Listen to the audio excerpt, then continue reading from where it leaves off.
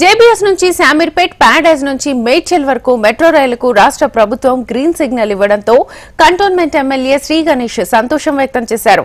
స్థానిక ప్రజలు రేవంత్ రెడ్డి చిత్రపటానికి పాలాభిషేకం చేయగా ఎమ్మెల్యే క్యాంపు కార్యాలయం వద్ద ఎమ్మెల్యే శ్రీ గణేష్ స్వీట్లు పంచి సంబరాలు చేసుకున్నారు.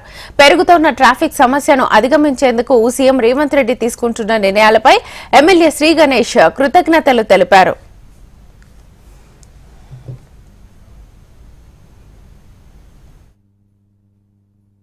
ఈరోజు కంటోన్మెంట్ ప్రజలతో పాటు up to Shamirpet up to Medchal ఉన్న ప్రజలందరూ సంతోషం వ్యక్తం చేస్తున్నారు. ఎందుకంటే గౌరవ ముఖ్యమంత్రి రేవంత్ రెడ్డి గారు మన మెట్రో రైల్ని ఎక్స్పాండ్ చేయడం, JBS to Shamirpet, Paradise to Medchal వారికి దీన్ని విస్తీర్ణ చేయడం చాలా సంతోషం వ్యక్తం చేస్తున్నారు.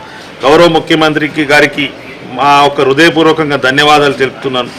ఒక పక్కకేమో ట్రాఫిక్ సమస్య పరిష్కరించడానికి వారు ప్రభుత్వంలో రాగానే 100 రోజులలోనే ఎలివేటెడ్ కారిడార్కి శంకుస్థాపన చేయడం, దాని మీదనే ఈ మెట్రో రైలు కూడా వేసి షామీర్పేట్ దాకా అటు మేడ్చల్ దాకా తీసుకెళ్లడం చాలా సంతోషం.